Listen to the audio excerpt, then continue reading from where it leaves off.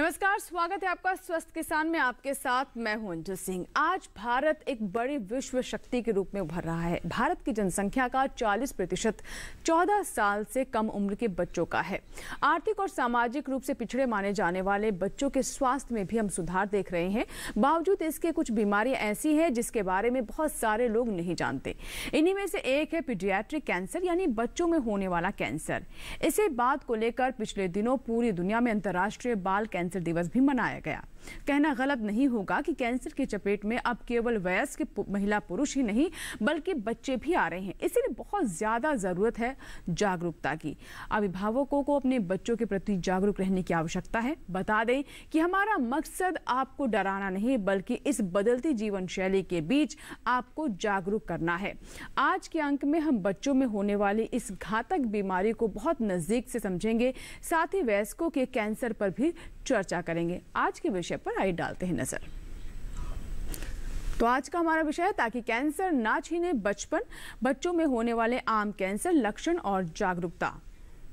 तो childhood cancer कितने प्रकार के होते हैं, क्यों होते हैं, इसके लक्षण क्या है, इन तमाम बातों पर आज हम चर्चा करेंगे और इसे नज़दीक से समझने की कोशिश करेंगे। यदि आप बच्चे के बारे में या फिर खुद के बारे में कुछ जानना चाहते हैं, कुछ पूछना चाहते हैं, समाधान चाहते हैं, तो आप हमसे अपने सवाल पूछ सकते हैं, उनका जवाब जान सकते हैं। हमारे 2 टोल फ्री नंबर हैं, आइए उनके बारे में आपको बता दें। क्योंकि मामला आपकी ज़िंदगी का है तो ज़रूर फ़ोन करें अगर कोई भी आशंका है। 1800113060। दूसरा नंबर है 1800113061। टोल फ्री, यानी आपका कोई इस पर शुल्क नहीं लगेगा। आपकी समस्याओं के समाधान के लिए हमारे साथ स्टूडियो में मौजूद हैं देश के जाने माने 2 बाल कैंसर स्पेशलिस्ट। आप हैं पीडियाट्रिक सर्जन एवं कैंसर विशेषज्ञ संदीप अग्रवाला। आप देश के सबसे बड़े सरकारी अस्पताल एम्स से हैं और एम्स में पीडियाट्रिक सर्जन है जो खासतौर पर चाइल्डहुड कैंसर के बारे में विस्तार से हमें बताएंगे और उस पर प्रकाश डालेंगे। डॉक्टर अग्रवाला, स्वागत है आपका कार्यक्रम में। और हमारे दूसरे मेहमान भी हमारे साथ उपस्थित हैं, यहाँ पर मौजूद हैं। आपको बता दें कि आप ख़ास तौर पर पीडियाट्रिक हेमेटोलॉजी ऑन्कोलॉजी से जुड़े हुए हैं और हमें बताएंगे किस तरीके से इस समस्या का समाधान हो सकता है, कैसे इसे समझें, और साथ ही विस्तार से हमारे जो दर्शक हैं उनके सवालों के भी आप जवाब देंगे। हमारे साथ डॉक्टर विकास दुआ जी मौजूद हैं, उनसे भी आज के विषय पर और विस्तार से हम चर्चा करेंगे और आपके सवालों के जवाब लेंगे। तो चलिए शुरुआत करते हैं आज की बातचीत की, लेकिन सबसे पहले इस रिपोर्ट पर नजर डालते हैं और साथ ही जानने की कोशिश करते हैं कि कितना बड़ा खतरा है बचपन का कैंसर।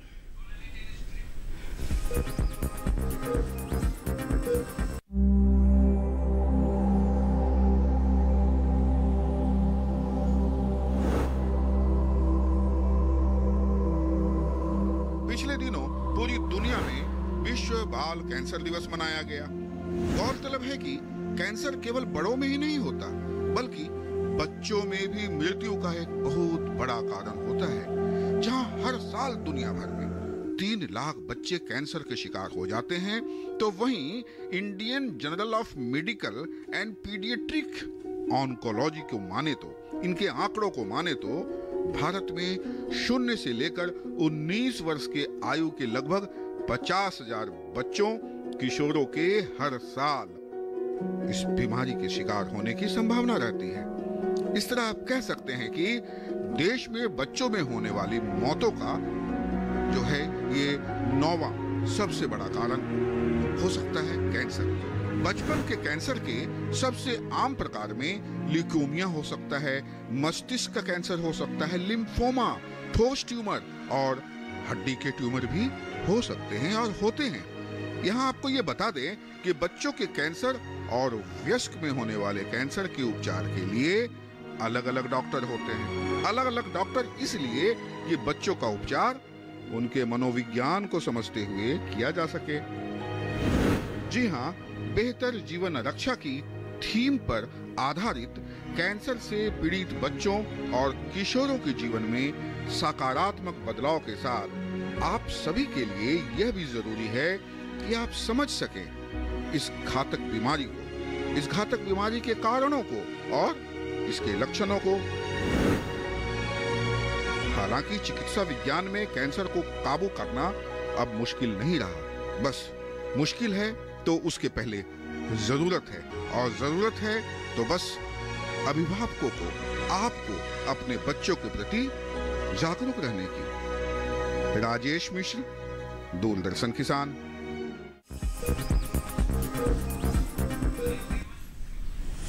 तो बिल्कुल अभी आपने रिपोर्ट देखी और हमने आपको बताया कि किस तरीके से जागरूक रहने की ज़रूरत है और अभिभावकों के लिए बहुत महत्वपूर्ण होता है कि छोटे छोटे जो संकेत हैं आपके बच्चों से, आपके जो छोटे छोटे बच्चे उनसे जो दिखते हैं उन्हें नज़रअंदाज ना करें, क्योंकि छोटे बच्चों में बहुत सारी समस्या इसलिए भी पनपती रहती क्योंकि वो अपनी बातें बता नहीं पाते हैं, वो एक्सप्रेस नहीं कर पाते, इसीलिए माँ बाप को जागरूक रहना बहुत ज़रूरी होता है।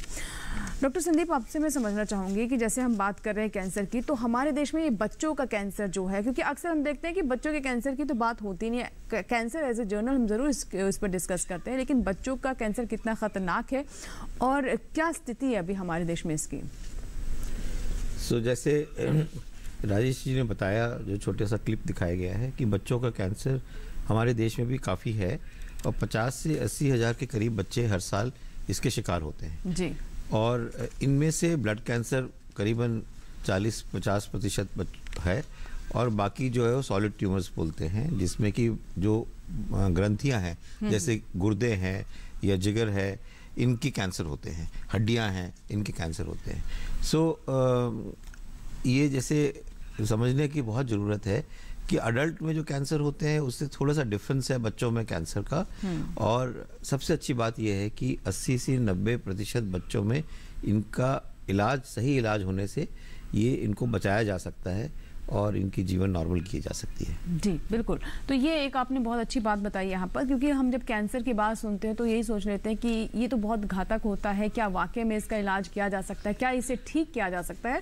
और ख़ास तौर पर जब बच्चों की बात आती है तो वो छोटे होते हैं, संवेदनशील होते हैं, प्रतिरोधक क्षमता भी आमतौर पर वयस्कों से उनकी कम होती है, तो यहाँ पर आशंका और अधिक बढ़ जाती है। लेकिन यहाँ पर जैसा कि डॉक्टर संदीप हमें बता रहे हैं कि 90% तक ये क्यूरेबल है, इसे ठीक किया जा सकता है। डॉक्टर दुआ, मैं आपसे समझना चाहूँगी, क्योंकि जब हम बड़ों की कैंसर की बात करते हैं तो आता है कि आप जिस तरीके से आप तंबाकू का सेवन करते हैं, स्मोकिंग करते हैं, कई तरह के रीजंस होते हैं जो कि इसके पीछे बताए जाते हैं। लेकिन बच्चों में क्या वजह हो सकती है? मतलब इसे किस तरीके से समझा जाए कि एक बच्चा जो इतना छोटा होता है, उसे मतलब पैदा हुए बहुत समय भी नहीं हुआ होता है, उसमें भी कैंसर हो सकता है? क्या ये मतलब इन्वायरमेंटल है या फिर पैदाइश होती है, क्या वजह हो सकती है? देखिए, अगर बच्चों के कैंसर की हम बात करें तो जैसे कि most common cancer doctor Agarwal ने बताया कि ल्यूकीमिया होता है। तो ल्यूकीमिया एक टाइप का ब्लड कैंसर है जिसका आज की सदी में हमें कारण नहीं पता।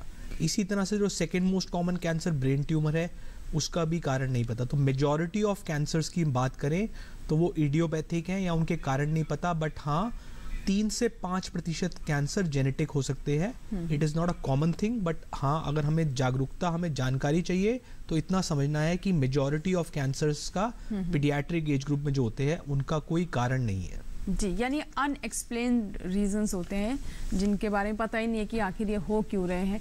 तो जब वजह ही नहीं पता है तो ज़रूरी ये है कि आप जागरूक रहें और जो हम बात कर रहे हैं कि संकेत और या फिर बच्चों को बहुत ध्यान देकर आप उन्हें ऑब्जर्व करते रहें कि कहीं ऐसी कोई आशंका तो नहीं। डॉक्टर अग्रवाल, मैं आपसे समझना चाहूँगी, क्योंकि देखिए आमतौर पर बच्चों में सबसे बड़ी समस्या होती है कि वो, हम तो समझदार, हम समझ जाते हैं कि बीमारी क्या है, क्या उसके लक्षण हो सकते हैं, लेकिन बच्चे उन्हें इतनी नॉलेज नहीं होती, इतनी जागरूक नहीं होती और इसलिए उन्हें बच्चा भी कहा जाता है।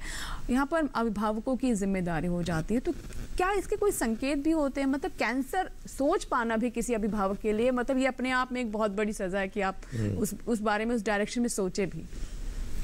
तो ये जो बच्चों के कैंसर होते हैं वो किस तरह से पता चलता है? उसमें 2 तरह के कैंसर्स हैं। एक जो ग्रंथियों के कैंसर होते हैं वो ज़्यादातर कोई गांठ की तरह प्रेजेंट करते हैं। पेट में कोई गांठ हो गई या कहीं पे पैर में, हाथ में कोई गांठ, मतलब समझ आती है कि गांठ हो गई है। ज़्यादातर ये बच्चे जो होते हैं उनको कोई फर्क नहीं पड़ता, वो खा पी रहे होते हैं, पनप रहे होते हैं, अच्छे होते हैं, खेल रहे होते हैं, उनको कोई फर्क नहीं पड़ता है। मगर जो ब्लड के कैंसर होते हैं, डॉक्टर दुआ बताएंगे, उनके कुछ जो ये है लक्षण होते हैं, टिपिकल लक्षण होते हैं, जो कि अगर अभिभावक जो है ध्यान रखें तो वो उनको जल्दी पकड़ा जा सकता जी, है। किस तरह के टिपिकल लक्षण है वो? तो डॉक्टर दुआ जी, अगर हम बात करें बच्चों में मोस्ट कॉमन कैंसर की, जो ब्लड कैंसर है, तो ब्लड कैंसर या तो लो हीमोग्लोबिन, खून की कमी की तरह प्रेजेंट कर सकता है। तो आमूमन माँ बाप अपने बच्चे को डॉक्टर के पास अगर लेके जाते हैं और बच्चा सफेद दिख रहा है और उसका हीमोग्लोबिन, लाल कोशिका कम आता है, तो आमूमन उसका कारण न्यूट्रिशनल होता है, उसमें आयरन या विटामिन B12 की कमी होती है। बट कुछ केसेस में लो हीमोग्लोबिन एक कैंसर का संकेत हो सकता है। इसी तरह से हमारे को अनएक्सप्लेन्ड बुखार चल रहा है, लंबे समय तक हमारे को बुखार चल रहा है जिसका कोई कारण नहीं मिल रहा, तो वो एक कैंसर का सिम्टम हो सकता है। हमारा किसी कारणवश ब्लड टेस्ट हुआ और हमारे वाइट सेल, हमारी सफेद कोशिका पता लगी कि वो घटी हुई है या बहुत ज़्यादा बड़ी हुई है, वो भी कैंसर में हो सकता है। और इसी तरह से जो तीसरा हमारा इम्पोर्टेंट खून का पदार्थ होता है प्लेटलेट, अगर उसकी कमी हो जाए तो हमारे को ब्लीडिंग हो सकती है, बच्चे को ब्लीडिंग हो सकती है, तो वो एक लो प्लेटलेट के फॉर्म में कैंसर का एक इन्वेस्टिगेशन पे हमें पता लग सकता है। तो लो हीमोग्लोबिन, वाइट सेल्स का कम होना या बढ़ना, या प्लेटलेट का कम होना, या फिर अनएक्सप्लेन्ड बुखार चल रहा है, या फिर बच्चे को ग्लैंड्स बढ़ रहे हैं, उसके अपने लिम्फ नोड्स, उसके गले में, उसकी काक में, उसकी जांग में अगर लिम्फ नोड्स की एनलार्जमेंट हो रही है, तो इसके लिए हमारे को सही टाइम पे अपने बच्चों के डॉक्टर से संपर्क करें ताकि टाइमली डायग्नोसिस बन सके और टाइमली वो सही डॉक्टर के पास आपको रेफर कर सकते जी। डॉक्टर संदीप, मैं आपसे यहाँ पे समझना चाहूँगी कि जैसे हम बच्चों की बात करें तो इसमें क्या कोई ख़ास एज ग्रुप है जिसमें आप ज़्यादा इस तरह की समस्या देख पा रहे हैं?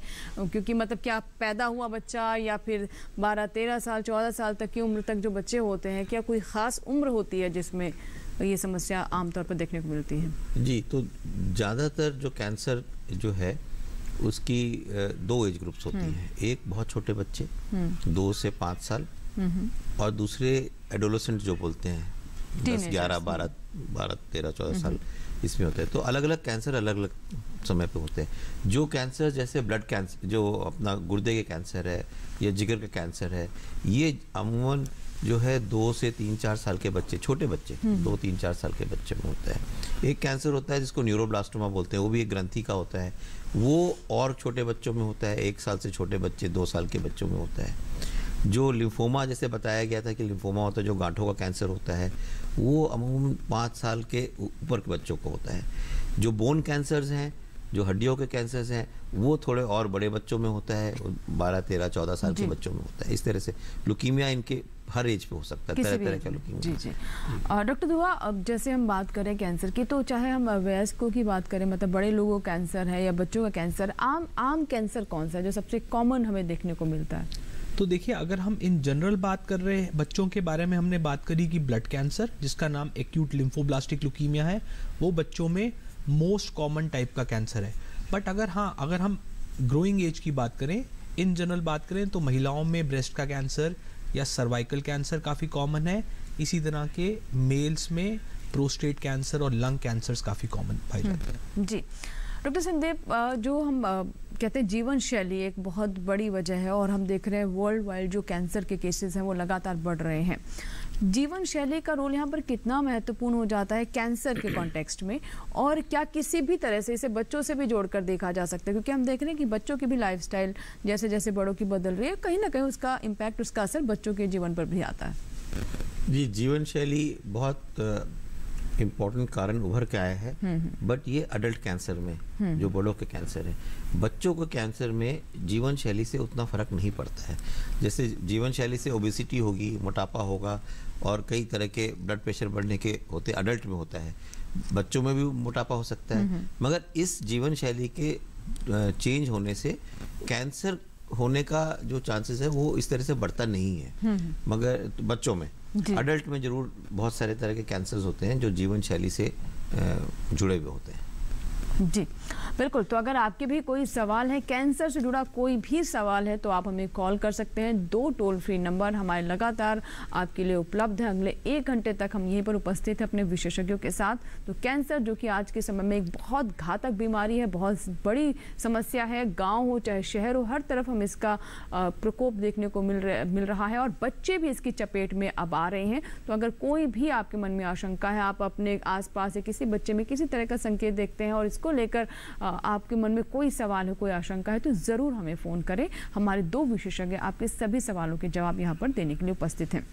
डॉक्टर दुआ, जैसे कि हम बात कर रहे हैं कि किस तरीके का कैंसर जो है वो कॉमन है और ख़ास तौर पर हम देख रहे हैं कि ब्लड कैंसर के बाद जो आपने बच्चों में बताया, ब्रेन ट्यूमर भी बहुत तेज़ी से बढ़ रहा है। तो ये ब्रेन ट्यूमर के क्या संकेत हो सकते हैं और इसे किस तरीके से समझे? क्या बच्चे के किस बिहेवियर में किसी तरह का बदलाव आता है या क्या क्या इसके संकेत हो सकते हैं? जी, ये बहुत अच्छा सवाल है, क्योंकि अगर हम बात करें सेकेंड मोस्ट कॉमन कैंसर की, तो ये एक्सेप्ट करना थोड़ा सा काफ़ी अटपटा लगता है कि brain tumour second most common type का कैंसर है। पर हाँ, ब्रेन ट्यूमर बच्चों में होता है और ये सेकेंड मोस्ट कॉमन टाइप का कैंसर पीडियाट्रिक एज ग्रुप में होता है। तो इस तरह के बच्चे अनएक्सप्लेन्ड, अगर किसी को सर दर्द चल रहा है, वो सुबह उठते हैं और उनको वॉमिटिंग्स मॉर्निंग आवर्स में आती हैं, उनको विजुअल डिस्टर्बेंसेस हो रखी हैं या उनके शरीर के किसी अंग की वीकनेस हो रखी है, तो इस तरह के अगर लक्षण हैं या इस तरह के सिम्टम्स हैं, तो उनको जल्दी से जल्दी एक न्यूरोलॉजिस्ट से संपर्क करना चाहिए, ताकि न्यूरोलॉजिस्ट उसकी कुछ इमेजिंग करा सके, सीटी स्कैन या एमआरआई करा के इसको प्रूफ या डिसप्रूफ कर सके कि क्या वो एक मेजर समस्या के साथ वो बच्चा डील कर रहा है या नहीं कर रहा। जी, एक कॉलर है अनिल चक्रवर्ती हैं, जिन्होंने हमें कॉल किया है मध्य प्रदेश के जबलपुर से। जी अनिल जी, बताइए क्या सवाल है आपका? सवाल ये है मैडम, अंजू जी बोल रही हैं? जी जी, अंजू जी बात कर रही हूँ। अरे मैडम नमस्कार। नमस्कार। ये जानकारी हम थोड़ा देते ना, आपकी ये लक्षण जो रहते हैं जो कैंसर के, तो कैसे अपन पता करें कि बच्चों में या बुजुर्गों में लक्षण आ गए या प्रोस्टेट कैंसर के लक्षण आ गए? जी बिल्कुल, आज हम इसी पर ही बात कर रहे हैं। तो अनिल जी, मुझे लगता है आप अभी हमारे साथ जुड़े हैं, तो हाँ, तो अगर आपने कुछ चीज़ें अभी मिस कर दी हैं तो हम दोहरा देते हैं एक बार फिर से। डॉक्टर साहब के लक्षण और मैं चाहूँगी दोनों बारी बारी से बता दें, बड़ों में और बच्चों में किस तरीके के। तो अनिल जी आपने कैंसर है। हाँ, अनिल जी आपने स्पेसिफिकली प्रोस्टेट कैंसर के लिए बोला। जी, तो प्रोस्टेट का जो कैंसर होता है उसमें प्रोस्टेट जो ग्लैंड है वो बढ़ जाता है और पेशाब करने में रुकावट होने लगती है। एक तो है कि पेशाब का धार कम हो जाता है, बार बार पेशाब आने लगता है, आप पूरा अपना मसाने को खाली नहीं कर पाते हैं। तो इस कारण से जो बार बार रात को 3-4 बार उठना, पर जरूरी नहीं है कि वो प्रोस्टेट कैंसर ही हो, प्रोस्टेट और भी कारण से बड़े होते हैं। और दूसरी बात रही बच्चों के कैंसर की, तो बच्चों के कैंसर में लक्षण जो होते हैं, जैसे डॉक्टर दुआ ने बताया, ब्रेन ट्यूमर पर बताया, जो ब्रेन ट्यूमर होता है उसके अंदर में दौरे आना, बहुत जो है उल्टियाँ आना और इस तरह के लक्षण होते हैं। सबसे कॉमन कैंसर डॉक्टर दुआ ने बताया था कि ये होता है ल्यूकीमिया, ब्लड कैंसर। उसके अंदर कमजोरी, एनीमिया होना, मतलब सफ़ेद पड़ जाना बच्चे को, या बच्चे को ब्लीडिंग होना, ये लक्षण ज़्यादा कॉमन होते हैं। जो ग्रंथियों के कैंसर होते हैं उसमें हम लोग ने चर्चा की पहले कि ये कैंसर में ज़्यादातर कोई बच्चे को प्रॉब्लम नहीं होती है, बच्चा खाता पीता पनपता है, खेलता कूदता है, सब कुछ है, दर्द वर्द नहीं होता है, बट कहीं ना कहीं शरीर में गांठ होती है। जैसे पेट में कोई गांठ है या किसी शरीर के दूसरे अंग में गांठ है, तो जब बच्चे में गांठ होती है तो हमें बहुत शक होता है कि ये कैंसर तो नहीं है। उसी हिसाब से उसकी जानबीन करनी चाहिए कि पकड़ा जाए, कि कैंसर जल्दी पकड़ा जाए। जी जी जी बिल्कुल, तो जल्दी पकड़ा जाएगा, इसके लिए बहुत ज़रूरी है कि आप जागरूक रहें और ये इन संकेतों को ज़रूर ध्यान में रखें। अगर बच्चे के शरीर में कहीं भी गांठ या गिल्टी है तो उसे नज़रअंदाज ना करें, क्योंकि डॉक्टर साहब कई बार सोच लेते हैं कि गिल्टी थोड़ी देर बाद ख़त्म हो जाएगी, सिकाई कर लेंगे, ये साफ़ हो जाएगी, लेकिन ऐसा करना बिल्कुल भी उचित नहीं होगा, क्योंकि बच्चे के जीवन का ये मामला है। कोई भी सवाल है आप हमें कॉल करें। डॉक्टर साहब, मैं आपसे समझना चाहूँगी, जैसे कई आमतौर पर ये हम देखते हैं कि जब कैंसर होता है तो 4th स्टेज तक आते मतलब ये मान लिया जाता है कि अब तो इसमें कुछ हो ही नहीं सकता है। बच्चों के केस में क्या नेचर ऐसे ही होता है कैंसर का कि 1st stage, 2nd stage, 3rd stage, और किस स्टेज तक ये क्यूरेबल है? तो अगर हम बच्चों के सॉलिड ट्यूमर्स की बात करें तो वो जैसे बड़ों में सॉलिड ट्यूमर्स होते हैं, बच्चों में भी सॉलिड ट्यूमर 1, 2, 3, 4 स्टेज हम बताते हैं। ब्लड कैंसर की कोई स्टेज नहीं होती, क्योंकि ब्लड शरीर में हर जगह है, तो ब्लड कैंसर की स्टेज नहीं होती, ब्लड कैंसर की टाइप होती है कि क्या वो एक्यूट लिम्फोब्लास्टिक ल्यूकीमिया है या एक्यूट माइलॉइड ल्यूकीमिया है। दो डिफरेंट टाइप के बच्चों में ब्लड कैंसर्स होते हैं जिनकी स्टेज नहीं है, बट हाँ सॉलिड ट्यूमर की स्टेज होती है। इसी तरह जो आपने सवाल पूछा कि स्टेज 4 खराब टाइप का कैंसर है, उसमें हम लोग क्या बात करते हैं, तो बच्चों में इवन स्टेज 4 होने के बाद भी काफ़ी अच्छे क्योर रेट्स है। अगर मैं बात करूं लिम्फोमा जो 3rd मोस्ट कॉमन कैंसर है पीडियाट्रिक एज ग्रुप में, उसके 2 प्रकार हैं। जो most common type of lymphoma बच्चों में है हॉजकिन लिम्फोमा, तो हॉजकिन लिम्फोमा स्टेज 4 होने के बावजूद भी 70 से 75% बच्चों में ठीक हो सकता है जी। इसी तरह अगर हम अडल्ट्स की बात करें तो काफी केसेस में स्टेज 4 हम कहते हैं लाइलाज है, बट बच्चों में जैसे मैंने एग्जांपल दिया लिम्फोमा हॉजकिन लिम्फोमा स्टेज 4 में भी आप 70 से 75% बच्चों को हमेशा के लिए ठीक कर सकते हैं। जी डॉक्टर साहब, कुछ हमारे पास सवाल आते हैं मेल के जरिए, तो ऐसे ही एक हमारे पास सवाल है सतीश गुलाटी जिन्होंने कानपुर देहात से हमें ये ईमेल किया है। गले में सूजन व बाएं हिस्से में हल्की गांठ है, कैंसर को लेकर डर लगता है, क्या करें, कौन सा टेस्ट करवाएं? ये भी कई बार हम देखते हैं कि जो पेशेंट है और अगर उन्हें कोई संकेत दिखाई दे रहा है तो उन्हें समझ नहीं आता कि वो कहाँ जाए, क्या खुद टेस्ट करवाएं, डॉक्टर के पास जाए, ये एक समस्या कई बार हम देखते हैं, तो इसके बारे में क्या बताना चाहेंगे? जैसे मिस्टर गुलाटी का जो सवाल है कि गले में गांठ है तो क्या करें, तो गले में गांठ है तो एक ENT स्पेशलिस्ट के पास, गले के डॉक्टर के पास जाएं, वो आपको एग्जामिन करेगा, उनको वो गांठ लगेगी कि हाँ कुछ सिग्निफिकेंट गांठ है, कोई लिम्फ नोड बढ़ा हुआ है, तो वो हो सकता है आपकी FNAC या बायोप्सी एडवाइस करें और उस FNAC या बायोप्सी करवा के आप कंफर्म कर सकते हैं कि आपके मरीज को कोई कैंसर है या नहीं है, अगर है तो किस प्रकार का है। जी, एक कॉलर हमारे साथ बिहार से इन्होंने कॉल किया है, राम मदन शर्मा जी हैं फोन लाइन पर, आइए बात कर लेते हैं। जी राम मदन जी बताइए क्या सवाल है आपका? हथेली में स्किन हार्ड हो रहा है, गांठ जैसे हो रहा है, उंगली में, तराछी में। कहाँ पर हो रहा है? उंगली में, हथेली में। हथेली में, हथेली में गांठ जैसा महसूस कर रहे हैं आप? उंगली में, तराछी में। कहाँ पर हो रहा है? उंगली में, हथेली, हथेली में, हथेली में गांठ जैसा महसूस कर रहे हैं आप? हाँ।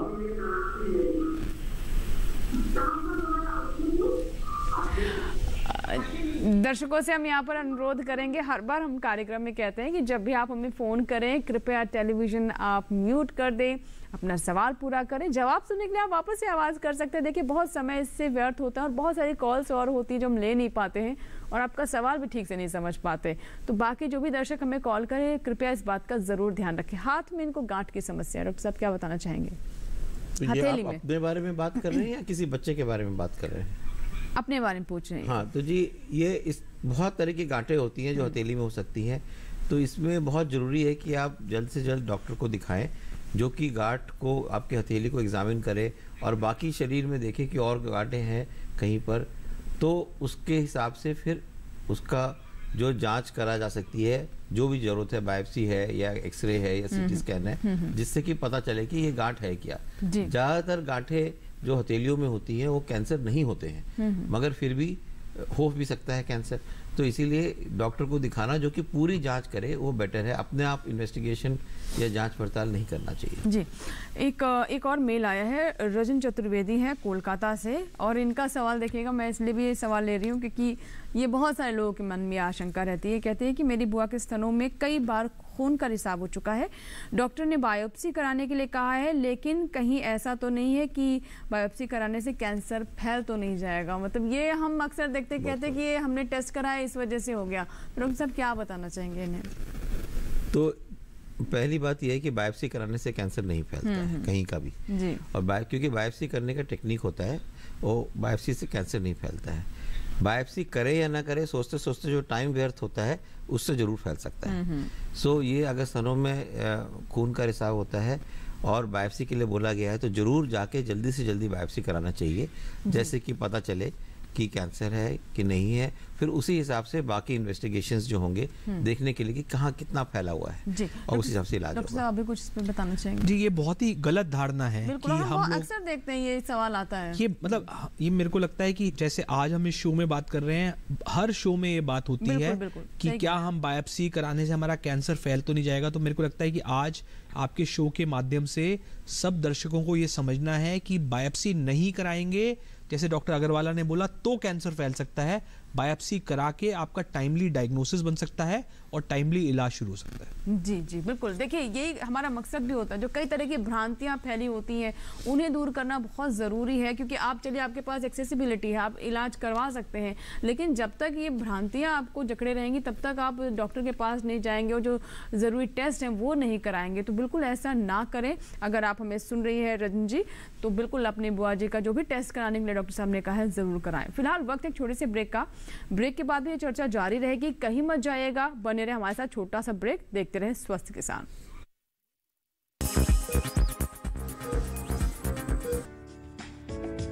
ये कामयाबी है अन्नदाता की, ये कहानी है खेत और खलिहानों की। कैसे करें अपने पशुओं की देखभाल, जानिए गांव-गांव के किसानों का हाल। देखिए गांव किसान, सोमवार से शुक्रवार दोपहर 12 बजे।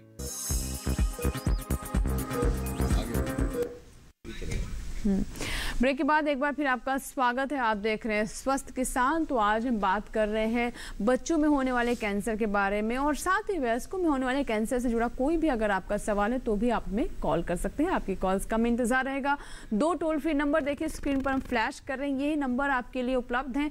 बस आप कॉल लगाएं और अपने सवाल हम तक पहुँचाएँ। डॉक्टर साहब, अब क्योंकि हम बड़ों के कैंसर की बात कर रहे हैं, मैं ये भी जानना चाहूँगी कि हम देख रहे हैं कि जो इस तरह की समस्या अगर बच्चे में निकल आती है तो क्या इसका दूरगामी प्रभाव भी हो सकता है? परिवार के जो अन्य सदस्य हैं, क्या उन्हें भी सावधानी बरतने की जरूरत होती है? क्या ये एक संकेत भी रहता है? क्योंकि कैंसर में कई बार कहते हैं कि इस तरह की संभावना रहती है, आशंका रहती है।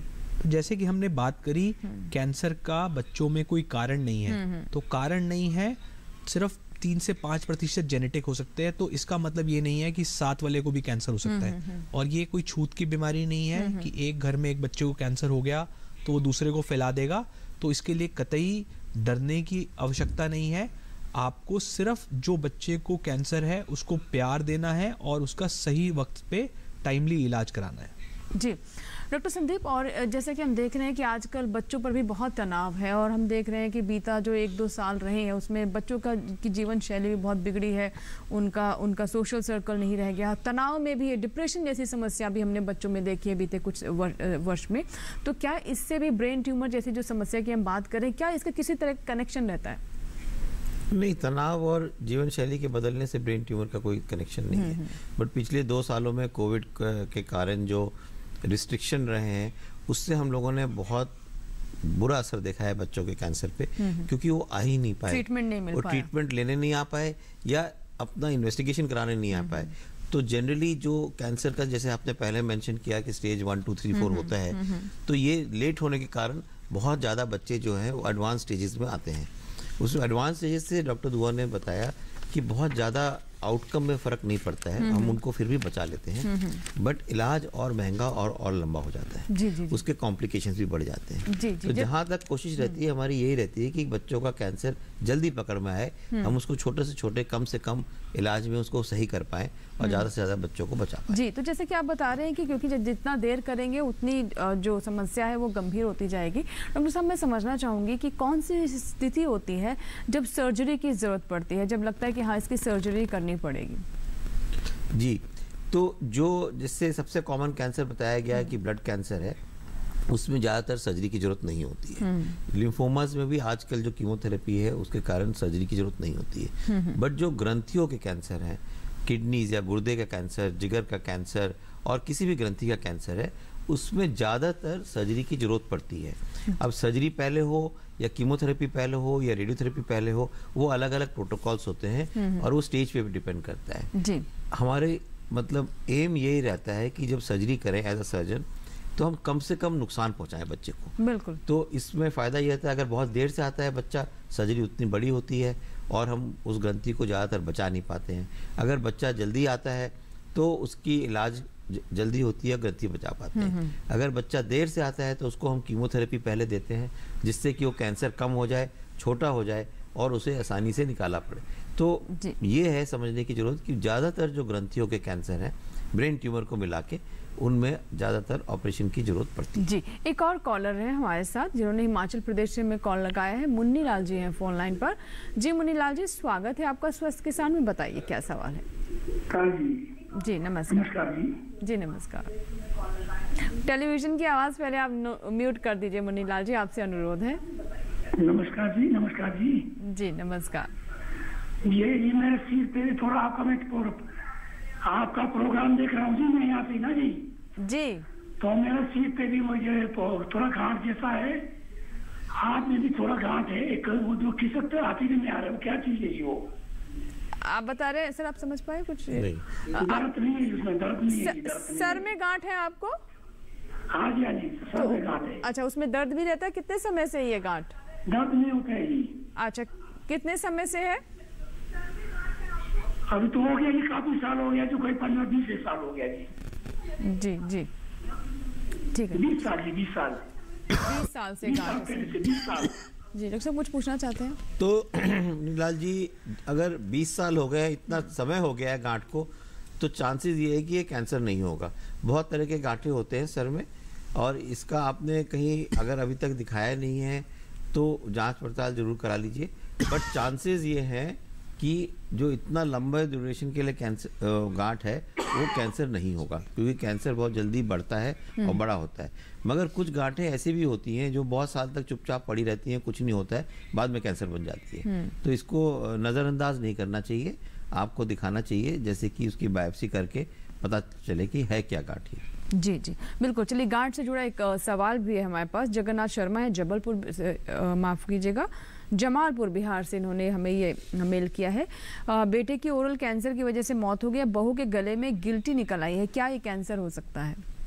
जी, गले में गिल्टी अगर आ रही है तो जैसे कि हमने पहले बताया, आपको एक नाक कान गले के डॉक्टर के पास जाना चाहिए। अगर उनको लगता है एक बड़ा सा लिम्फ नोड है, तो हो सकता है वो जो लिम्फ नोड है वो किसी गले के इन्फेक्शन की वजह से हो, तो उसके लिए एंटीबायोटिक देके, दवाई देके ठीक हो सकती है। बट अगर ऐसा नहीं है तो वो डॉक्टर जो आपकी जांच करेगा, एग्जामिन करेगा, वो बता सकता है कि क्या उस गिल्टी की एफएनएसी या बायोप्सी करके हमें डायग्नोसिस को प्रूफ या डिसप्रूव करना है कि क्या वो कैंसर है या नहीं। और बिल्कुल जो इनका सवाल है, देखिए बेटे को हुआ था ओरल कैंसर और उससे उनको लगता है कि कहीं बहू में भी तो, लेकिन ये तो बिल्कुल संभव ही नहीं कि अगर किसी को कैंसर अगर पति को है तो पत्नी को हो जाएगा। देखिए, हाँ, मुझे लगता है ये इनकी आशंका कोई से जेनेटिक रिलेशन नहीं है उनका। हाँ, परिवार में हमेशा जब भी किसी एक को कैंसर होता है तो एक डर, एक खौफ जरूर आ जाता है कि कहीं हमें भी तो नहीं हो गया। तो हम हर छोटी चीज को कैंसर से कोरिलेट करने की कोशिश करते हैं।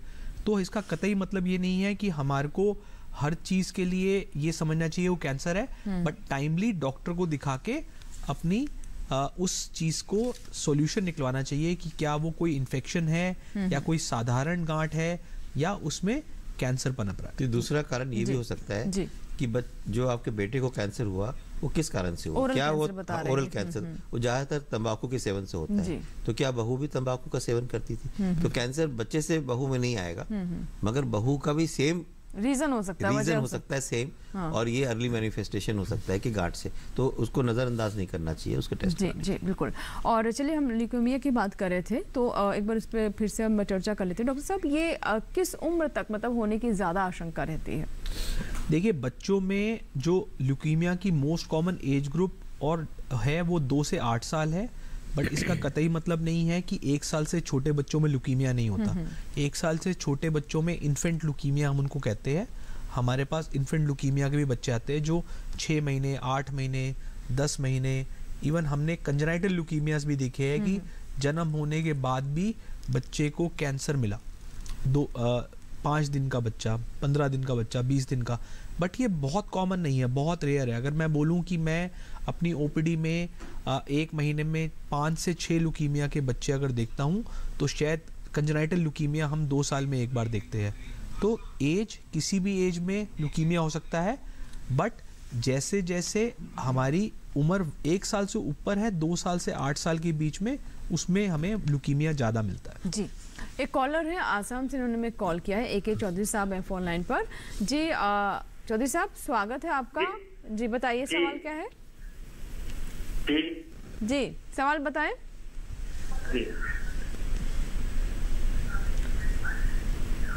जी सर बताइए क्या सवाल। जी देखिए, हमारा एज 71 है। जी, ये हमारा एज 71 है जी। तो मेरा पिक्चर में बहुत दिक्कत होता है, तो आपको टेस्ट किया है, वो पिक्चर का साइज 26 आया है। ये पिक्चर में बहुत दिक्कत होता है। ये माने प्रोस्टेट का ये नॉर्मल साइज कितना है, तो बताइए ना।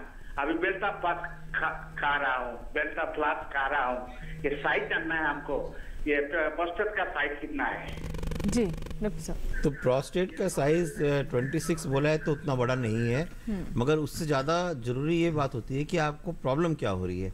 अगर आपको पेशाब करने में प्रॉब्लम है, रुक रुक के पेशाब आता है या बार बार पेशाब आता है, तो इसीलिए डॉक्टर आपको दवाई शुरू करेंगे। और प्रोस्टेट में कैंसर है कि नहीं करने के लिए और ब्लड टेस्ट होते हैं या बायोप्सी करना पड़ता है, जिससे पता चलेगा कि कैंसर है। मगर 26 ml साइज है तो वो कोई बहुत बड़ा नहीं है। इनकी उम्र भी 71 साल बता रहे हैं। हाँ, 71 साल में 26 ml साइज बहुत बड़ा नहीं होता है। और बट कुछ लोगों को छोटे, जो उतना बड़ा नहीं हो तब भी उनको ज़्यादा परेशानी होने लगती है। तो परेशानी पे डिपेंड करता है कैसा इलाज। कुछ दवाओं का भी जिक्र कर रहे थे जिसका। हाँ, तो वो दवाइयाँ दी जाती हैं आपके पेशाब करने के आसान करने के लिए। तो ये जो आपने दवाई बताई, ये कैंसर की दवाई नहीं होती है, मगर ये दवाई होती है जैसे कि आप आराम से पेशाब और पूरा पेशाब एक बार में कर पाए। जी जी। और चलिए अब आपको बताते हैं, ओवरऑल एक रिपोर्ट के माध्यम से समझने की कोशिश करते हैं कि कैंसर क्या है और क्यों होता है। आइए देखते हैं रिपोर्ट।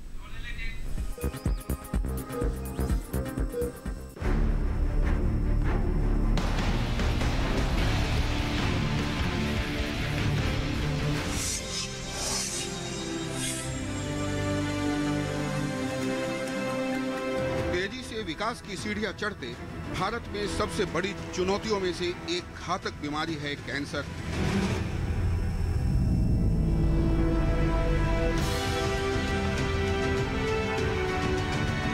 इस बीमारी का नाम सुनते ही जीवन के प्रति निराशा होने लगती है और उन लोगों के रग रग थर्राने लगते हैं जो स्वास्थ्य के प्रति जागरूक हैं। लेकिन क्या कैंसर सचमुच इतना खतरनाक है, या फिर कैंसर के दुखद अनुभव के लिए हम खुद जिम्मेदार हैं? कैंसर क्या है, यह क्यों होता है, किसे हो सकता है, क्या शरीर की हर गांठ कैंसर है, हम कैंसर की पहचान कैसे करें, इसके लक्षण क्या हैं? ऐसे कई सवाल हैं जिसे जानना जरूरी होता है, लेकिन कमोवेश अज्ञानता और जागरूकता की कमी के कारण अधिकतर लोगों को यह पता ही नहीं चलता कि इस भयंकर बीमारी के हमले से रोगी के शरीर की कोशिकाएं धीरे धीरे मरने लगी है। जरा इसे देखिए, शरीर में कैंसर के प्रवेश करते ही उसके सेल्स बिना किसी नियंत्रण के किस तरह विभाजित हो रहे हैं। गौरतलब है कि इस विभाजन में गुणात्मक वृद्धि होती है और कैंसर के सेल्स लगातार आक्रमण करते हुए शरीर के अन्य भागों में तेजी से फैल जाते हैं, कुछ इस तरह। ये कैंसर के सेल्स रक्त वाहिकाओं में घुसकर फेफड़े, लीवर, दिमाग, यहाँ तक कि पूरे शरीर को नष्ट कर देता है।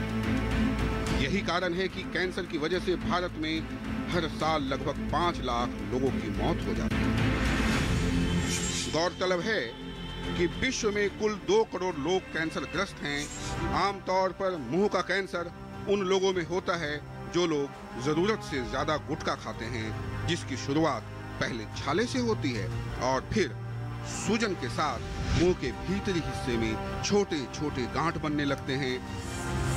विश्व स्वास्थ्य संगठन के आंकड़ों के मुताबिक तंबाकू के सेवन और धूम्रपान की वजह से जहां दुनिया में हर 6 सेकंड में एक व्यक्ति की मौत हो जाती है, तो वहीं भारत में हर रोज यानी हर 24 घंटे में 2800 से ज्यादा लोग तंबाकू उत्पादों के सेवन से काल के गाल में समा जाते हैं।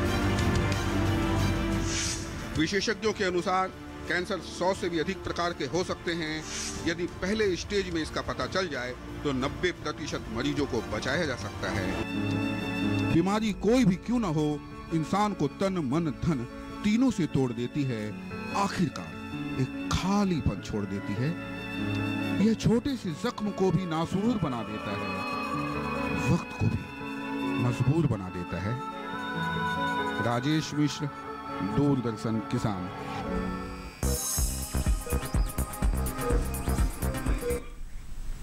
जी, हम भी ये चाहते हैं कि आपकी खुशियां सदैव बनी रहें। एक ज्ञानवर्धक रिपोर्ट अभी आपने देखी। आइए बातचीत को आगे बढ़ाते हैं। डॉक्टर साहब, जैसे कि हमने अभी रिपोर्ट में भी देखा कि सही समय पर अगर इसके बारे में पता चल जाए और ट्रीटमेंट आप लेने लगे तो ऐसा नहीं है कि आप कैंसर हो गया तो आप बच नहीं सकते।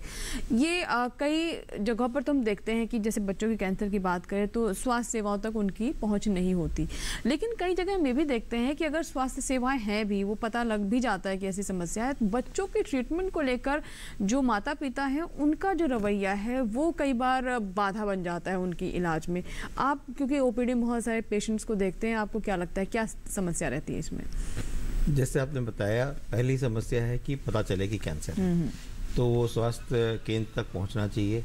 बट दूसरी समस्या भी बहुत बड़ी है कि पता चलने के बाद भी कई माँ बाप और वो इलाज लेने से मना कर देते हैं, क्योंकि ये मन में गलत फहमी है कि बच्चा बचेगा तो है नहीं, क्यों हम पैसा बर्बाद करें, क्यों हम समय बर्बाद करें। जो मैं बार बार हम लोग बताना चाहते हैं कि बच्चों के कैंसर में सही इलाज होने से 90% से ज़्यादा बच्चों को बचाया जा सकता है।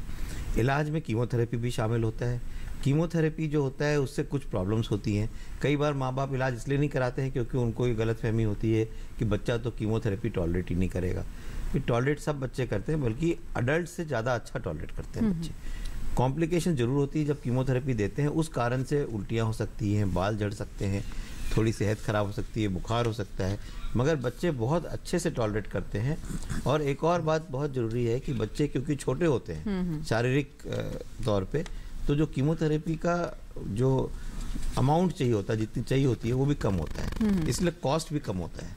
और बहुत सारे कैंसर, स्पेशली ग्रंथियों के जो कैंसर है, उनके कीमोथेरेपी बहुत ही सस्ते हैं जी। जैसे बात करें गुर्दे के कैंसर है, गुर्दे के कैंसर अगर मान लीजिए एक 3 साल के बच्चे को हुआ, उसका पूरा कीमोथेरेपी जो है 3-4 हज़ार रुपये में खत्म हो जाता है। दवाइयों का कॉस्ट इतना चीप है। तो कॉस्ट के कारण और क्योंकि प्रॉब्लम होगी कीमोथेरेपी से, इलाज लेने से मना नहीं करना चाहिए। सबसे ज़्यादा प्रॉब्लम यही होती है कि पहले डायग्नोसिस नहीं हुआ, फिर डायग्नोसिस हुआ तो वो सोच में पड़ जाते हैं कि इलाज कराएं कि नहीं कराएं। जी जी बिल्कुल। डॉक्टर साहब, आप क्या बताना चाहेंगे? जैसे कि कीमोथेरेपी की हम बात करें तो ये तो बड़ों में भी इसको लेकर के इतना खौफ रहता है, और बच्चों के बारे में तो मेरे ख्याल से माता पिता के लिए सोच पाना और उसे करवाना, बच्चे के साथ साथ मानसिक जो स्थिति है, जो एक तरीके से मानसिक तौर से तैयार करना, ये कितना ज़रूरी रहता है इस इलाज के लिए? देखिए, डॉक्टर अग्रवाला ने बिल्कुल स्पष्ट बात बोली है कि बच्चों की जो कीमोथेरेपी है वो उनके वेट और हाइट के हिसाब से डिसाइड करी जाती है। एक 2 किलो के बच्चे को, 2 साल के बच्चे को जो कीमोथेरेपी मिलनी है और जो 10 साल के बच्चे को कीमोथेरेपी मिलनी है, उसकी डोज अलग होएगी। इसी तरह से एक अडल्ट की डोज अलग होगी। तो बच्चे बहुत अच्छी टॉलरेट करते हैं। जो कॉमन साइड इफ़ेक्ट्स है, उल्टी होना, लूज मोशन होना, हल्का फुल्का जी कच्चा रहना, बाल गिरना या थोड़ा बहुत बुखार आना, ये बहुत कॉमन साइड इफ़ेक्ट्स है और इजीली मैनेजेबल है। इसको सोच के हमारे को हम बैकफुट पे आए, हम कहें कि हमें बच्चे का इलाज नहीं कराना, तो बीमारी को न्योता देना है आगे बढ़ने का। तो हमारे को ये माइल्ड जो कीमोथेरेपी है ज़्यादातर केसेस में वो करवानी चाहिए, ताकि बच्चे का कैंसर का हम सर जड़ से कलम कर सके। जी जी बिल्कुल, बहुत अच्छी बात है यहाँ पर कही आपने कि बच्चे के कैंसर को हम बिल्कुल ख़त्म कर सकें, उसका इलाज कर सकें। और जैसे कि डॉक्टर साहब बता रहे हैं कि इसके रिजल्ट्स भी बहुत अच्छे हैं। ये बिल्कुल ना सोचें कि अगर कैंसर हो गया तो इसका इलाज नहीं हो सकता, बच्चा ठीक नहीं हो सकता। बिल्कुल ऐसा नहीं, एक महज भ्रांति है। हमारे साथ एक कॉलर हैं जिन्होंने हमें मध्य प्रदेश से कॉल किया है। आइए बात करते हैं। राकेश कुमार जी हैं फ़ोन लाइन पर। माफ़ कीजिएगा, रमेश जी हैं फ़ोन लाइन पर। रमेश जी बताइए क्या सवाल है आपका? जी, पेट फूलता है सर मैम, और इलाज कराया, जहाँ से करवा रहे हैं कोई समझ में नहीं आ रहा, और लीवर की सूजन बताई डॉक्टर ने। लीवर की सूजन बताई गई है डॉक्टर साहब। मुझे लगता है ये भी कैंसर को लेकर के आशंकित है। लीवर की सूजन बहुत कारण से होती है, और आप अडल्ट की बात कर रहे हैं तो ज़्यादातर इन्फेक्शन होता है वायरल इन्फेक्शन होता है जिसको हेपेटाइटिस बोलते हैं, जिसके कारण लिवर की सूजन होती है और वो धीरे धीरे अपने आप ठीक हो जाती है। उस कारण से पीलिया भी हो सकता है, मगर लिवर के कैंसर भी हो सकते हैं। लिवर के कैंसर ज़्यादातर लिवर में गांठ की तरह प्रेजेंट करते हैं और पूरे लिवर की सूजन नहीं होती, उसमें कोई ना कोई गांठ होती है और वो सीटी स्कैन करने से और कुछ टेस्ट करने से पता चलाया जा सकता है। तो लिवर की सूजन जो बताई गई है ये बहुत कॉमन डायग्नोसिस है और ये ज़्यादातर वायरल इन्फेक्शन के कारण होता है, जो कि अक्सर पानी के थ्रू आता है। जी बिल्कुल, तो आप इलाज लेते रहें और जैसे डॉक्टर साहब ने बताया इस बात का भी ज़रूर ध्यान रखें। हम उम्मीद करते हैं कि आपकी जो समस्या है ज़रूर जल्द से जल्द दूर होगी। इसी के साथ ही यहाँ पर वक्त है स्वस्थ किसान में एक छोटे से ब्रेक का, लेकिन ब्रेक के बाद जब वापस आएंगे तो बात करेंगे। एक और सवाल हमारे पास आया, एक दर्शक ने जानना चाहा कि क्या किसी तरह का ऐसा टेस्ट होता है जो हम पहले एडवांस में करवा कर रखें, जिससे हमें पता चल सके कि क्या भविष्य में हमें कैंसर होने की आशंका है या नहीं। हो सकता है आपके मन में भी ये सवाल आ रहा हो। जानेंगे छोटे से ब्रेक के बाद, कहीं मत जाइएगा।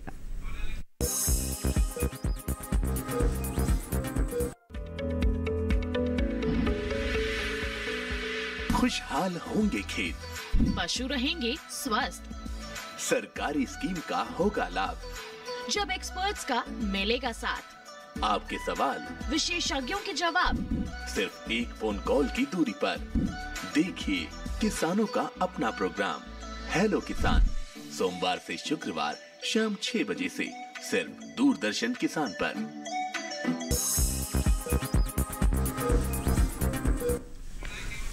ब्रेक के बाद एक बार फिर आपका स्वागत है। आप देख रहे हैं स्वस्थ किसान। आज हम बात कर रहे हैं बच्चों में होने वाले कैंसर के बारे में। और जैसे कि ब्रेक से पहले मैंने कहा कि कुछ हमारे पास ऐसे भी सवाल हैं। एक दर्शक है डॉक्टर साहब, अर्चना यादव हैं, जिन्होंने पटना से सवाल भेजा है। ये जानना चाहती है क्या कोई ऐसी जांच है जिससे पता चल सके कि भविष्य में हमें कैंसर होने की आशंका है या नहीं, जिससे शुरुआती दौर में ही बचाव और उपाय किए जा सके। देखिए, कोई ऐसा कोई टेस्ट, जेनेटिक टेस्ट बोले या कोई ऐसे स्पेसिफिक टेस्ट बोले तो नहीं है, बट जैसे जैसे उम्र बढ़ती है कैंसर की संभावना बढ़ती है। ये हम सब जानते हैं कि बच्चों में कैंसर बहुत कॉमन नहीं है, बट ग्रोइंग एज के साथ कैंसर कॉमन है। तो अगर हम फीमेल्स की बात करें तो फीमेल्स में सर्वाइकल कैंसर और ब्रेस्ट कैंसर 2 कॉमन टाइप के कैंसर है। इसी तरह के मेल्स में प्रोस्टेट का कैंसर कॉमन है। तो जैसे ही उम्र बढ़ती है 40-45 साल की उम्र के बाद एनुअली, सालाना एक बार ब्रेस्ट की मैमोग्राफी और पैप स्मीयर जो सर्वाइकल कैंसर का डायग्नोसिस बनाते हैं, ये कराएं तो अर्ली पिक कर सकते हैं। इसी तरह से प्रोस्टेट स्पेसिफिक एंटीजन PSA नाम का टेस्ट मेल्स में आप 40-45 साल की उम्र के बाद एनुअली कराएं, ताकि ये जो कॉमन टाइप के कैंसर है वो हम जल्दी पकड़ सकें। इसके अलावा हमारा जनरल हेल्थ चेकअप, अगर हम सालाना एक बार अपने रूटीन ब्लड टेस्ट कराएं, जो कॉमन टेस्ट है ब्लड टेस्ट में complete hemogram, liver function test, kidney function test और कुछ कॉमन टेस्ट कराएं, तो कभी कभी हम इंसिडेंटली इन चीज़ों को हम लोग स्टेज 1 में पकड़ सकते हैं। जी डॉक्टर साहब, आप क्या बताना चाहेंगे कि क्या, जैसे हम देख रहे हैं कुछ ऐसे हम आजकल प्रचार भी देख रहे हैं, विज्ञापन भी देख रहे हैं कि आप ये टेस्ट कराएं, वो टेस्ट कराएं तो आपको पता चलेगा कि फ्यूचर में होने के चांसेस हैं या नहीं। मतलब ये बिल्कुल गलत है, ऐसा नहीं संभव। हाँ, ये आता रहता है न्यूज़ में और कहीं कहीं पे कि एक ड्रॉप ब्लड से टेस्ट करके बता देंगे कि आपको फ्यूचर में कैंसर। ये सब फ्रॉड है। इसका कोई अभी प्रूवन ये नहीं है कि ऐसा कोई टेस्ट है जिससे ये पता चले। तो इस पे नहीं, उसको नज़रअंदाज करना चाहिए ऐसे रिपोर्ट्स को। कुछ जो कंडीशंस होते हैं, जैसे डॉक्टर साहब ने बताया, जो जेनेटिक होते हैं, उसमें जब एक बच्चे को या उस परिवार में वो कैंसर होता है तो और लोगों को होने की शंका ज़्यादा होती है। तब हम लोग रेगुलरली चेक करते हैं। जैसे कैंसर है रेटिनोब्लास्टोमा, जब रेटिनोब्लास्टोमा एक बच्चे को होता है तो कुछ तरह के रेटिनोब्लास्टोमा जो होते हैं वो दूसरे बच्चों को भी हो सकता है। इसमें क्या होता है डॉक्टर साहब? ये आंखों का कैंसर होता है। तो इसके अंदर में वो आंखें बड़ी हो जाती हैं, आंखें खराब हो जाती हैं। तो इस तरह के कई थोड़े से कैंसर्स हैं जिसमें कि परिवार वालों को टेस्ट रेगुलर बेसिस पे करते हैं। जी डॉक्टर दुआ, एक और हम बड़ों के कैंसर की बात करें तो जैसा कि आपने बताया कि ब्रेस्ट कैंसर भी काफ़ी कॉमन होता जा रहा है और हम अक्सर देखते हैं कि जब भी हम विषय को लेकर आते हैं तो बहुत सारे कॉल्स आते हैं महिलाओं के, और इस बात को लेकर बहुत आशंकित भी रहती हैं, क्योंकि हमने ये भी देखा कि ब्रेस्ट कैंसर को लेकर जागरूकता भी नहीं, और कई बार इसको लेकर लोग, महिलाएं ज़्यादा खुलकर बात भी नहीं कर पाती। तो मैं चाहूँगी इसके बारे में भी थोड़ा सा चलते चलते बता दें हमारे दर्शकों को। तो देखिए, जैसे ब्रेस्ट कैंसर एक कॉमन टाइप का कैंसर फीमेल्स में है, तो हम लोग सब डॉक्टर्स, चाहे वो ऑन्कोलॉजिस्ट है चाहे वो फिजिशियन है, एक ही बात पे जोर देते हैं कि self examination is very important. कि अगर आपको कभी खुद अपनी स्तन में कोई गांठ फील हो रही है, कोई आपके निपल से कोई ब्लडी डिस्चार्ज आ रहा है, या कोई आपका निपल इन्वर्टेड हो रहा है, अंदर की तरफ मुड़ रहा है,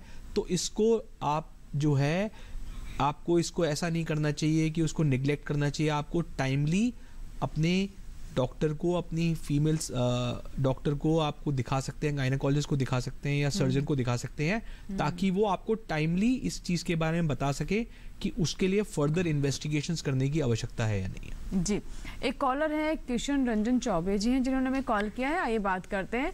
जी चौबे साहब, बताइए क्या सवाल है। स्वागत है स्वस्थ किसान में आपका। Hello hello.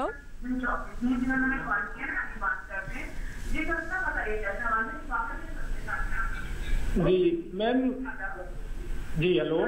जी, हम सुन पा रहे हैं आपको।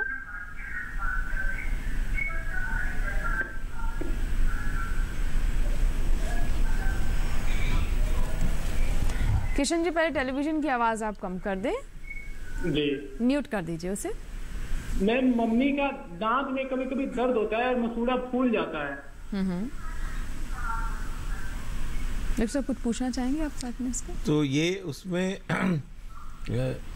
अगर दांत में दर्द होता है, मसूड़ा फूल जाता है, अगर ये ज़्यादातर टेबलेट लेने के बाद ठीक हो जाता है, ऐसे टेम्परेरी इलाज ही हो रहा है उसका। हाँ, तो ये इन्फेक्शन का साइन है। इसमें ज़्यादातर कैंसर के कारण नहीं होता है, क्योंकि वो ठीक हो जाता है दवाई लेने से। तो ये दांतों में इन्फेक्शन होगा, आप दांतों के डॉक्टर को दिखाइए। अगर वो दांत अंदर से सड़ चुका है तो उसको निकाल देना चाहिए, क्यों नहीं तो उसमें बार बार इन्फेक्शन होगा। कई बार दांत निकालने की जरूरत नहीं पड़ती है, दांतों को अंदर से सफाई करके उसको भर दिया जाता है, जैसे कि उसमें बार बार इन्फेक्शन ना हो और मसूड़े में इन्फेक्शन ना हो। जी जी बिल्कुल। डॉक्टर साहब, और कुछ आप बातें जो चाहेंगे, जो हम बच्चों को लेकर के थोड़ा जागरूक रहें, जिनको लेकर के सचेत रहने की ज़रूरत है, कई बार जिन पर हम चर्चा नहीं कर पाते, कुछ आप पॉइंट्स बताना चाहेंगे? जी बिल्कुल, 2-3 बातें हैं जो सबको, हमारे व्यूअर्स को समझनी है बच्चों के कैंसर को लेके। कि बच्चों में कैंसर, पहली बात है, हो सकता है। ये बहुत ही डिनायल होता है कि बच्चों में कैंसर नहीं हो सकता। बच्चों में कैंसर कॉमन नहीं है, बट हाँ हो सकता है। तो अगर हम बात करें किसी एक अस्पताल में जहाँ कैंसर के मरीजों का इलाज होता है, और वहाँ अगर 100 कैंसर के मरीज इलाज करा रहे हैं, तो 3 से 5% उनमें बच्चे हो सकते हैं। सो बच्चों का कैंसर होता है। दूसरी बात जो हम बार बार स्ट्रेस कर रहे हैं कि बच्चों का कैंसर टाइमली इलाज कराएं, तो बहुत हाई क्योर रेट्स है। डॉक्टर अग्रवाला ने आपको सबको बताया 2-3 बार कि 90% से ज़्यादा बच्चे हमेशा के लिए ठीक हो सकते हैं। तीसरी बात हम बात करें कि अगर बच्चों में भी कोई गांठ है तो आप टाइमली उसको दिखाएं, ताकि उसकी बायोप्सी करके आप सही स्टेज पर उसको डायग्नोज कर सके, ताकि वो और आगे ना फैले। जी डॉक्टर संदीप, आप कुछ हमारे दर्शकों को यहाँ पर टिप्स देना चाहेंगे? क्योंकि देखिए, छोटे बच्चों को इमोशनली सपोर्ट करना भी बहुत ज़रूरी होता है, माँ बाप के साथ साथ बच्चों को भी। तो ये जो एक इमोशनल ट्रॉमा भी होता है, जो कि पूरा परिवार जाता है जब बच्चे के साथ ऐसी कोई घटना होती है, तो क्या? बिल्कुल, बहुत जरूरी चीज़ ये समझने के लिए कि कैंसर का डायग्नोसिस पूरे परिवार पे भारी पड़ता है जी। और ना कि वो बच्चा खाली सफ़र करता है, बट उसके जो भाई बहन हैं वो भी सफ़र करते हैं, क्योंकि बहुत सारा टाइम जो है माँ बाप का अस्पताल में बीतेगा इलाज कराने में, तो दूसरे बच्चे भी नेग्लेक्ट होते हैं, उनका स्कूलिंग में भी इफेक्ट पड़ता है। तो ये हम लोगों को emotional support for the whole family बोलते हैं, कि ना कि खाली बच्चे को सपोर्ट किया जाए, बट पूरे परिवार को सपोर्ट किया जाए। एंड इमोशनली भी नहीं, फाइनेंशियली भी बहुत सपोर्ट की जरूरत होती है, और बहुत सारी सोशल सपोर्ट की जरूरत होती है, जो हम लोग डेवलप करने की कोशिश करते हैं।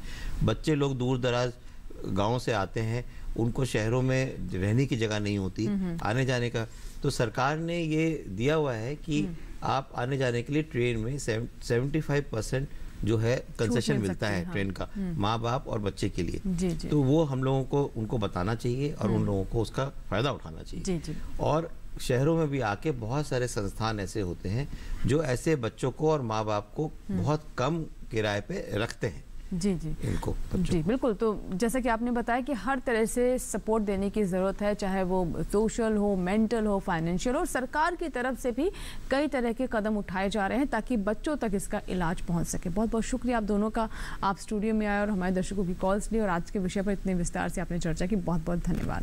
धन्यवाद। तो हम आशा करते हैं कि जो हमारे मेहमानों ने आपको जानकारी दी है, सलाह दी है, उससे आप ज़रूर लाभान्वित हुए होंगे और हमारे जो दर्शक हैं जिनके मन में कई सवाल थे वो ज़रूर सवालों के जवाब जान पाए होंगे।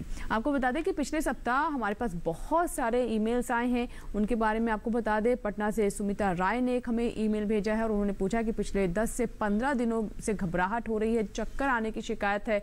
दूसरा हमारे पास मेल आया है दरभंगा मधुबनी से, राकेश कुमार ने लिखा है कि उन्हें कान में कम सुनाई देता है और डॉक्टर ने इन्फेक्शन की दवाई दी है जो कि वो ले रहे हैं, लेकिन कोई फ़ायदा नहीं दिखाई दे रहा है। आपको बता दें कि हमारी पूरी कोशिश होगी कि बहुत जल्द हम विशेषज्ञों के सामने आपकी समस्याओं को लेकर हाजिर हों, जिसकी सूचना आपको कार्यक्रम से 2 दिन पूर्व टेलीविजन के माध्यम से मिल जाएगी। आप हमें अपने सवाल, अपने सुझाव लिख सकते हैं, पत्र लिख सकते हैं। इसके लिए हमारा पता नोट कर लें। हमारा पता है डीडी किसान, कमरा नंबर 7, दूसरी मंजिल, केंद्रीय कार्यक्रम निर्माण केंद्र, दूरदर्शन, खेलगांव, नई दिल्ली 110049। अगर आप चाहें तो हमें ईमेल भी कर सकते हैं। हमारा ईमेल पता भी नोट कर ले, बहुत आसान। हमारा ईमेल पता है swasthkisan@gmail.com। तो आज के लिए बस इतना ही। अगले सप्ताह फिर होगी आपसे मुलाकात एक और विषय के साथ। तब तक आप स्वस्थ रहें, मंगल रहें और दूरदर्शन किसान देखते रहें। नमस्कार।